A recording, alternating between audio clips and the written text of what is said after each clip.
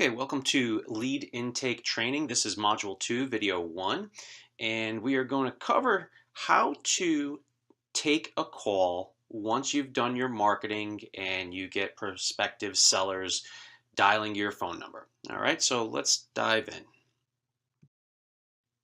What are the goals and objectives? Well, once we have the phone ringing, we want to be able to communicate effectively to determine whether or not a prospective caller is going to be a lead or not.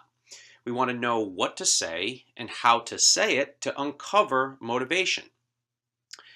We are looking to develop rapport with that seller and convey trust with them. We want to be able to make them feel comfortable.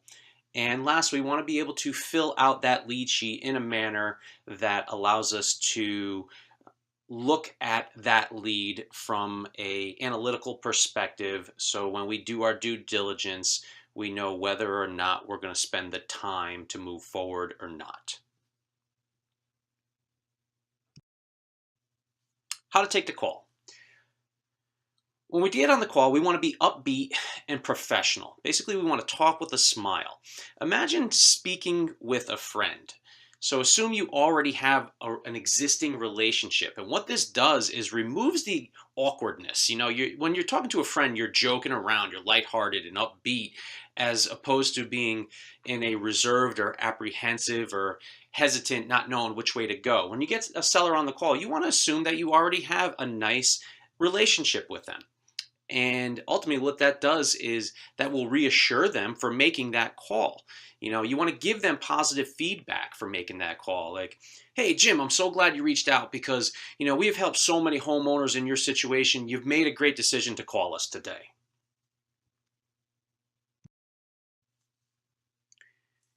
During that call, we're also looking to find common ground as soon as possible. People work with people they can relate with, okay? We can mirror their personality by speaking in the same tone or how fast they talk. We can mirror body language. Taking a call, sometimes you may get people who swear a lot on a call. And if that's the case, I'll start dropping F-bombs immediately. If they're swearing with me, I want them to feel comfortable. All right. So, you want to relate to any of their situations that they're in, if possible. There's a number of things that we can relate with. If you're a parent and they have kids, or if they're grandparents, if they've gone through any type of, if there's a death of a family member or a divorce, bankruptcy. The usual suspects, are things like sports or jobs, or, if you really, up here in New England, we talk about the weather a lot. So, I mean, if it's just the end of the winter and spring's starting to break and it's a nice sunny day out, you may want to say to the seller, hey, you enjoying this nice weather? Glad the winter's finally over. I know where you're at right now. You guys are getting some really nice weather up there. I'm enjoying it. How about yourself? You having a good day today? Things like that. It makes them feel comfortable and removes that awkwardness. So we like to break our call down into 3 segments. The first would be the introduction.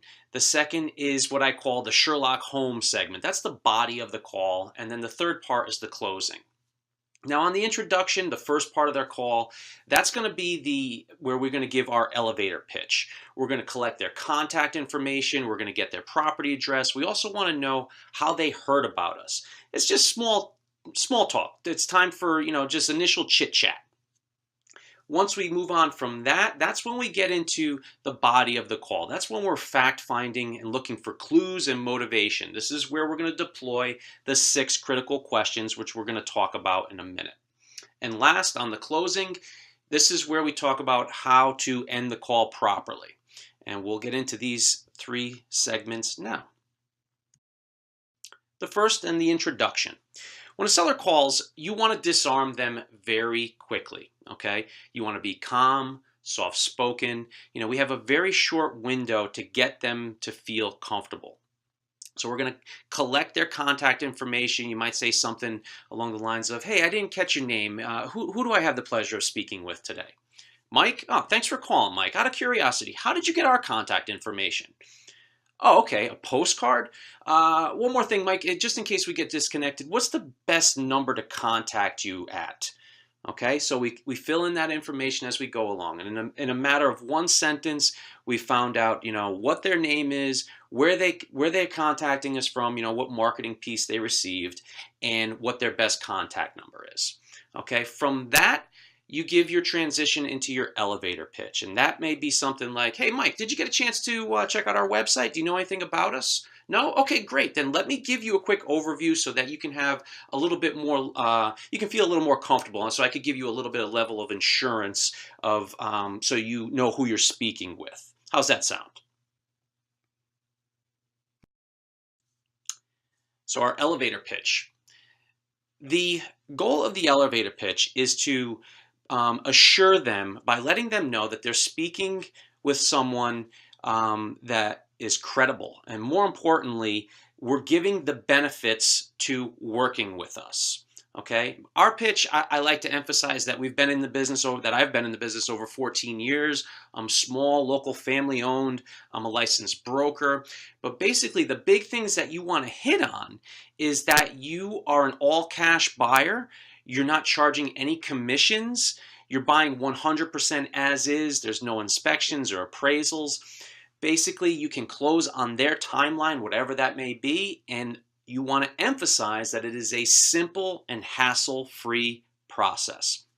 And if you go in the resources section, you will see a bunch of examples of our elevator pitches. So an example elevator pitch, something that I may say when I get on a call, and it's a little bit different every time that I say it, but I have those few key points that I like to emphasize. So let's go back to our seller Mike here, and I'm transitioning into my elevator pitch with him. So Mike, just to give you an overview, I have a family owned residential redevelopment company, and we buy a lot of houses throughout the state. I've been in the business over 14 years now, and I got started as a licensed broker, but we don't charge any commissions or fees, anything like that, so you can save a ton of money on that end with us. We're very well capitalized and can close very quickly or on your timeline because unlike working with a conventional buyer, Mike, we're not moving into the house.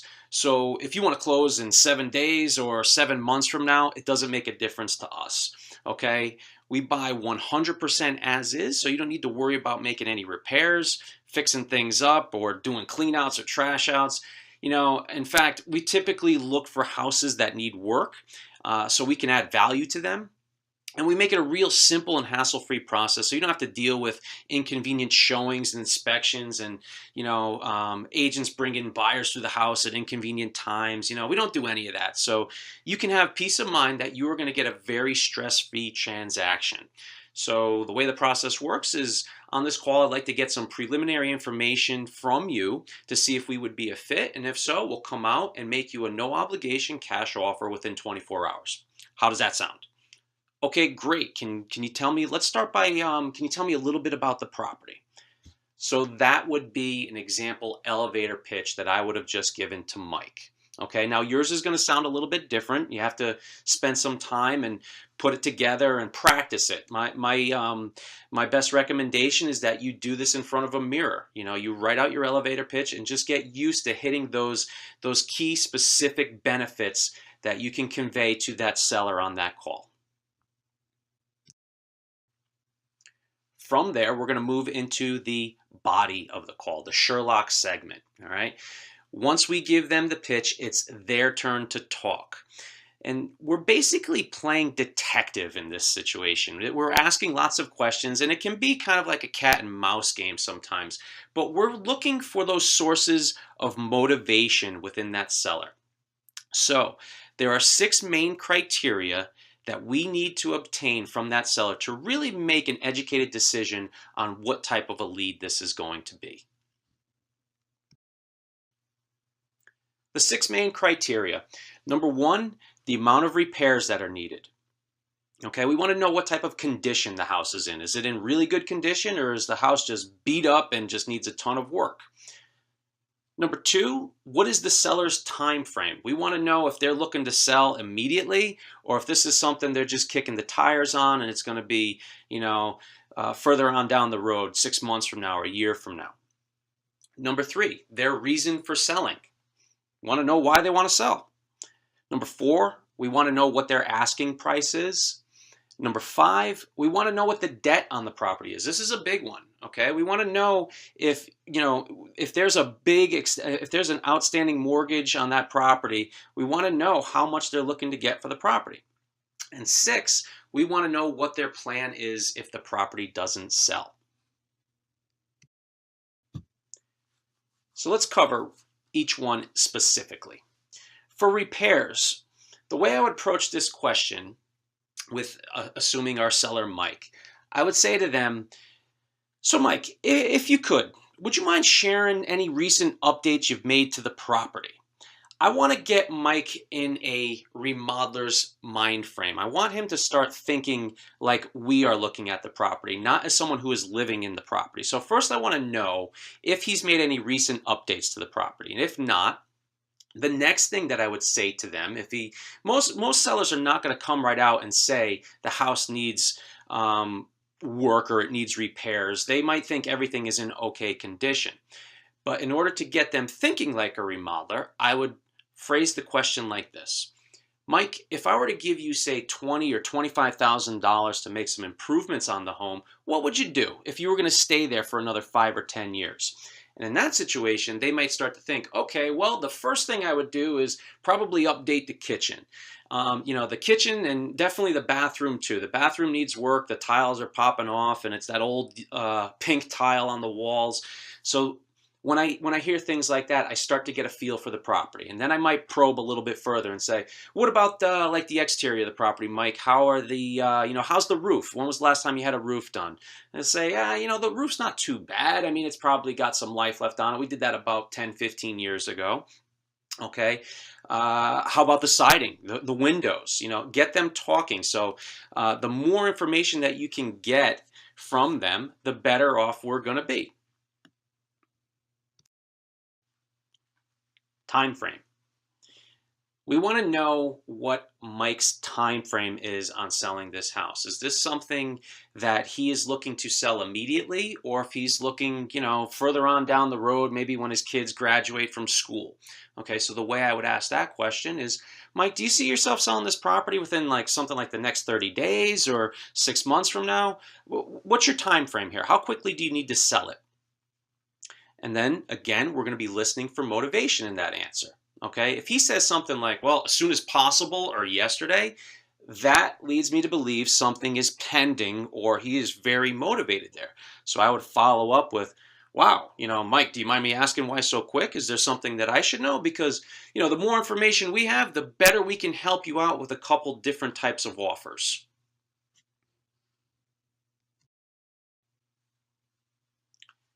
Why are you thinking about selling at this time? Okay, this is a no-brainer question because it reveals the most information about their situation.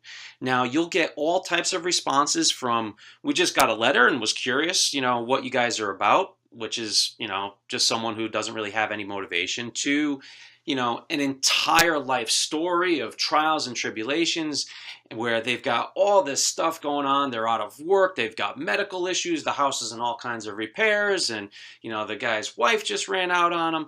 That's motivation, and they need to sell immediately.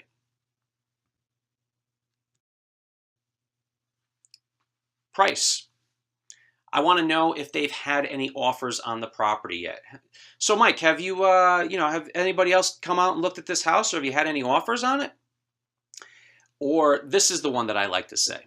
Once we've gotten through why they want to sell it and, what type of condition it's in, what I'm going to say is, Mike, based on your current situation and circumstances, what would you need to move on from this current scenario? All right, that puts them back and anchors them into not what they want for the property, but they're in a situation that they want to get out of. And based on that situation, how much money would it take, bare minimum, for them to move on? Okay, most of the time, most people do not want to give you a price. All right, they want to play the, whoever speaks first loses type game. And, ultimately, we want to get a feel for where they're at. So if they don't talk or they won't give us a price, what I like to do is when we're taking the lead, I want to have something like Zillow or a tax card up on my computer. I'll sit down at my desk. I'll pull something up really quick. And what I'll do is I'll look for the lowest available sale in that area. And what I'll do is say, Mike, I see there's a house up the block from you that was purchased around $50,000. This is an investor type property, something that, we would probably be in that ballpark on a value with something like this. Is that something where you would need to be? And then you'll get what they was how they respond. You'll be able to gauge a little bit better where they're at. If he comes back with no, absolutely not, I would say, well, okay, Mike, you know the neighborhood better than I do. How does your house compare to that one up the street? Okay, so then we get a little bit of feel. So if he comes back and he's like, well, that house was, it's a 1,000 square feet smaller than mine. It needed a ton of work, and he goes on and on and on. And then I would say, okay, Mike, well, would be, what would be more in your ballpark? I mean, are you looking at like 60, 70? And then at that point, he's going to know that we're not a retail type buyer, but he may come out and give us a price point that where he's going to need to be. The debt. If there's a mortgage on the property, we want to know this. This is very valuable information. The way I would phrase this. Now, Mike, let me ask you a question. I appreciate you giving me all this information about the house. It gives me, it makes my job a little bit easier here. Assuming we're able to come to terms with an agreement on price that we're both comfortable with, is there anything that I would need to settle, like any liens or back taxes? Is there a mortgage that we're going to have to pay off? Okay. I put it on us, like we have to pay off all this stuff, like we're going to be, checking things out. We're going to be doing our due diligence. I want to know, do we have to pay off any liens or back taxes, credit card debt? Is there anything attached to the property? As a matter of fact, there is. Yes, I have a mortgage, he might respond with. Okay, Mike, how much is that for? When you say it like that, it's more unassuming, okay? And it gets them talking a little bit better. Sometimes they won't come out with that information. They don't want to tell you. And I like to reassure them, Mike, this is all public information. We're going to find out anyways when we do our due diligence. If you could help me out with that, I would greatly appreciate it. But if not, we're going to find out anyways. Okay. Their alternatives. What are the alternatives if they don't sell? We want to get into their head. What is their plan for the property? You know, Again, Mike, I really appreciate you giving me an overview on this property. Based on what you've told me so far, if I can't come up to that price, and I'll be honest with you, I really don't think I'm going to be able to, because that is pretty high up there. Based on what you're telling me here, it doesn't look possible. What are you going to do if the property doesn't sell? Well, at that point, they're going to come back with probably one of three answers. They're going to say, I'm going to list it. Okay. What you want to do there, if they say they're going to list it and they're going to use an agent, you want to set up the scenario of possibly referring one of your team agents, so maybe you can get a referral out of it. If they say, well, I'll just wait until we get that price. Okay, they're not in a hurry then. So what we would do is put them in our warm folder and follow up with them on a routine basis. That is typically where most of the leads are going to end up. But just because they're not in a situation to sell today and be willing to accept our price now, that doesn't mean that things are going to change within the next 6 months, the next couple weeks. Who knows? Our job is just to stay on top of them and follow up routinely until that property either sells or they tell us to stop calling or contacting them.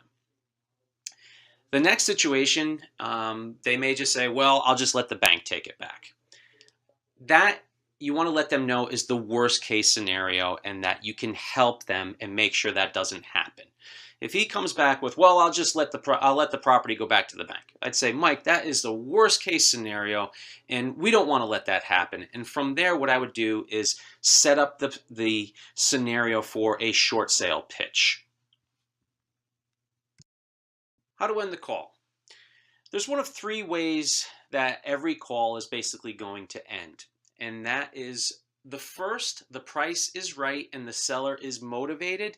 Okay, we are scheduling that as soon as possible. All right, I want to get out there. I want to get in front of that seller, make him an offer hard written contract, get in front of them immediately. Okay. And the way I would say that, I would say, Mike, I'm going to be in your neck of the woods this afternoon for a couple of appointments. I could stop by either around 1 p.m. or when I finish up around 4. What would work better for you? Okay.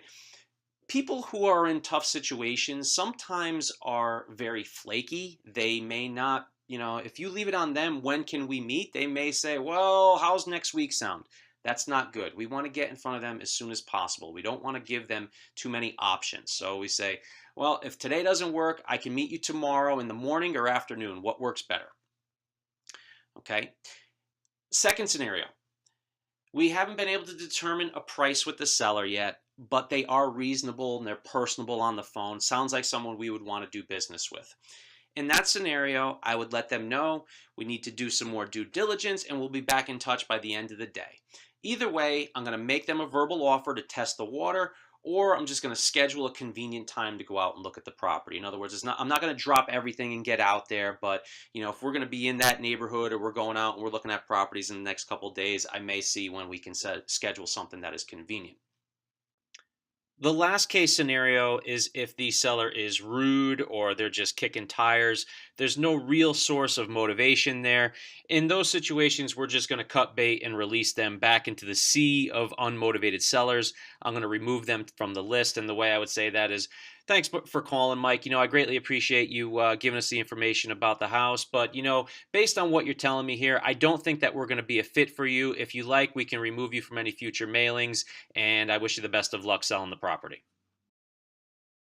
To review, we talked about the best ways to conduct ourselves on a seller lead call.